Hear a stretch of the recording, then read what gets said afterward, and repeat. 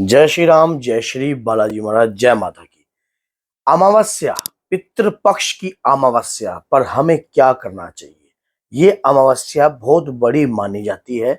इस अमावस्या पे बहुत से कार्य ऐसे होते हैं जो हमें, जैसे कि कुछ पितरों के नाम हमें नहीं पता होती, और जैसे कि हमें ये नहीं पता होता कि हमारे घर के कोई पितर कौन से पितर हैं। अगर हमें ये भी नहीं पता होता कि कौन से पितर हमारे हेल्प कर रहे हैं, या कोई पितर हमारी प्रेत योनि में गए हुए हैं, चंड योनि में गए हैं, या चंडाल योनि में गए हुए हैं, या सर्प योनि में गए हुए हैं, तो उन पितरों को कैसे बंधन से मुक्त करना है।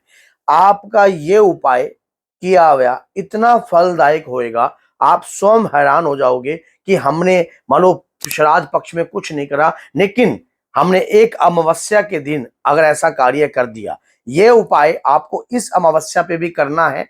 और अगर ये अमावस्या के बाद आप ये वीडियो देख रहे हो और ये अमावस्या अगर आपकी निकल गई है, तो उसके बाद आप दीपावली की जो अमावस्या है उस दिन भी आप ये उपाय कर सकते हो।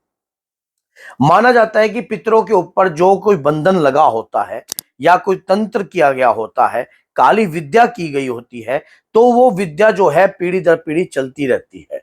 और उस विद्या को कैसे खोला जाता है, आज इस वीडियो में सारी जानकारी आपको प्राप्त हो जाएगी। अगर वीडियो अच्छी लगती है तो लाइक कीजिए, चैनल को सब्सक्राइब कीजिए और बेल आइकन बटन को दबाना मत भूलना, जिससे हर वीडियो की नोटिफिकेशन आप तक आसानी तक पहुंच जाए।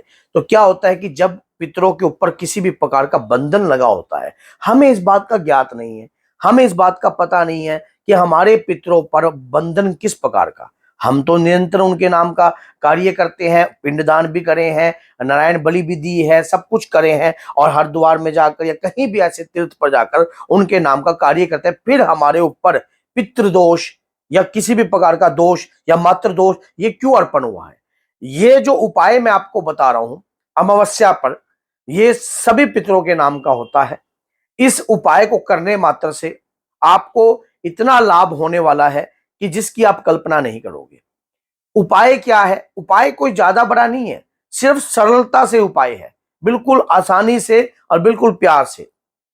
जिस दिन अमावस्या का दिन होगा उस दिन आपको अपने घर में 16 पूरी या 16 पराठे आपको निकालने हैं, 16 तिथियों के नाम के। उन पराठों पर थोड़ा सा गुड़ और थोड़ी सी देसी खांड ये आपने रखनी है।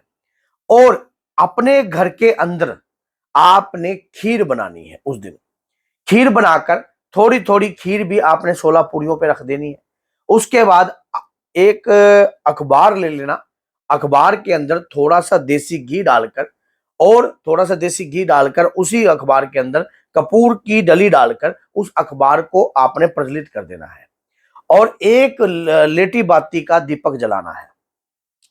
ये जलाकर आपके सभी घर के सदस्य जो है जब उस अग्यारी को जलाओगे तो उस दौरान जो है आपने मस्तक निवाना है। और थोड़े थोड़े टुकड़े तोड़कर, ये गाय का उपला भी ले सकते हो, अगर अखबार नहीं लेना है तो गाय के उपले से भी कर सकते हो, उसको सुगलाकर।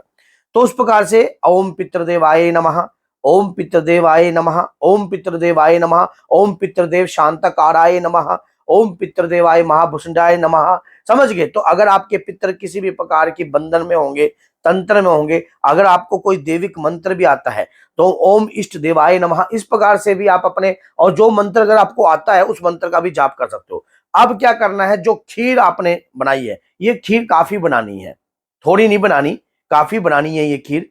तो कम से कम ये लगा लीजिए 5 किलो के करीब या 10 किलो के करीब, जितनी आपका समर्थ है, जितना आपका समर्थ है। वैसे तो ज्यादा बनाओ तो ज्यादा बढ़िया है।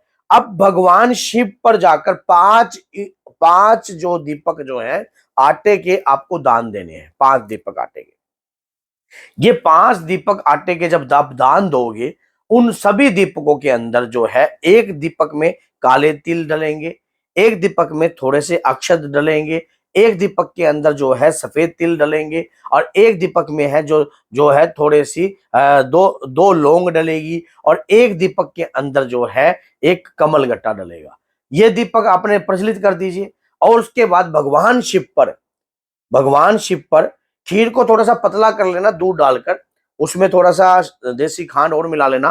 तो जैसे खीर बहुत सारी है तो उसमें थोड़ी सी आपने मिला ली। अब भगवान शिव पर शिव जी का जो भी मंत्र आप आता है आपको वो मंत्र का गुणगान कर सकते हो। नहीं तो मैं तो एक ही मंत्र आपको बताता हूँ, वो मंत्र बड़ा लाभकारी है, बहुत ही पवित्र है और बहुत ही कृपादायक है। वो मंत्र है ओम नमो भगवते वासुदेवाय नमः। इस मंत्र का गुणगान करते करते भगवान शिव पर वो खीर अर्पण कर देना।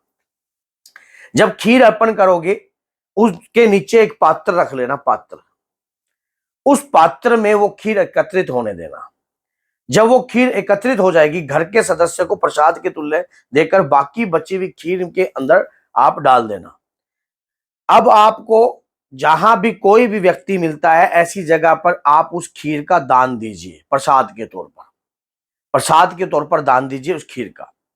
ये उपाय करने मात्र से अपने पितरों से प्रार्थना करनी है जब आप भगवान शिव पर खीर अर्पण करोगे। और ये दान जो है, जब ये कार्य करो ना तो घर के सभी सदस्य एकत्रित होकर कार्य करें।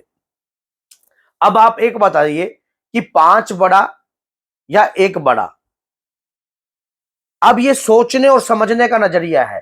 5 व्यक्ति ऐसे करेगा तो एक ऐसे भी हो सकता है, समझ गए? तो एकता के अंदर बल होता है, हमेशा याद रखना। जब आप घर के सभी सदस्य मिलकर प्रार्थना करते हैं देवताओं के आगे, आपकी दैविक शक्तियों के आगे, कि हमारे पितरों पर लगा कोई भी श्राप लगा हो, कोई, ये उस दिन बोलना है ये बात। जिस दिन आप घर की और जो मैंने जो 11 का भोग लगाने का आता 16 पूरियों वाला, वो भी घर की रसोई में करना है। और वो 16 पूरी जो है गौशाला में देनी है या गौओं को अर्पण करनी है। उसके बाद अपने घर में भोजन ग्रहण करना है। ये छोटा सा कार्य कर दीजिए। देखिए, अगर जिस प्रकार से हम भगवान के प्रति कुछ करते हैं तो उसका फल हमें प्राप्त होता है। अगर हम अपने पितरों के प्रति कुछ ना कुछ करते हैं तो उसका फल भी हमें लौटकर वापस आता है, फीडबैक आता है।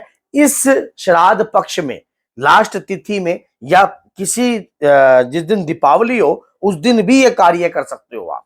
अगर आप इस वीडियो को एंड में देख रहे हो तो उस दिन भी ये कार्य कर सकते हो। या फिर बीच में कभी सोमवती मस्या पड़ती है या शनिचरी अमावस्या पड़ती है, तब भी आप ये कार्य कर सकते हो। इस कार्य को करने से आपके पितरों के ऊपर बंधन हट जाएगा, पितरों के ऊपर जो श्राप लगा होगा वो हट जाएगा। क्योंकि घर के जब सभी सदस्य एकता के सूत्र में होकर प्रार्थना करते हैं तो परिवार की प्रार्थना स्वीकार होती है। और जो आपके पितर, मान लीजिए किसी के द्वारा कोई भी त्रुटि हुई हो, क्योंकि मनुष्य देहधारी शरीर के अंदर रहकर किसी को भी अगर किसी भी प्रकार का घमंड आकर, अहंकार आकर किसी भी प्रकार की कोई त्रुटि कर गया हो, जाने अनजाने में उसका दोष पीढ़ी में चल रहा हो, तो वो भी समाप्त हो जाता है, वो भी समाप्त हो जाता है इस प्रकार से कार्य करने से। ये छोटा सा कार्य है, कोई ज्यादा बड़ा कार्य नहीं है। ये एक दिन का कार्य है, आपकी लाइफ के अंदर वो चेंजिंग ला देगा, वो चेंजिंग ला देगा। स्वयं आपको अगले श्राद्ध पक्ष पर खुद आपको ये लगेगा कि मैंने वो उपाय किया था, उस उपाय के बाद जो है मुझे बहुत कुछ लाभ हुआ है और जीवन में बहुत ज्यादा बदलाव हुआ है। तो अगर वीडियो अच्छी लगती है तो लाइक कीजिए, चैनल को सब्सक्राइब कीजिए और बेल आइकन बटन को दबाना मत भूलना। चैनल पर हर वीडियो आपके लिए ही जुड़ी है, आपके जीवन से जुड़ी है। जय श्री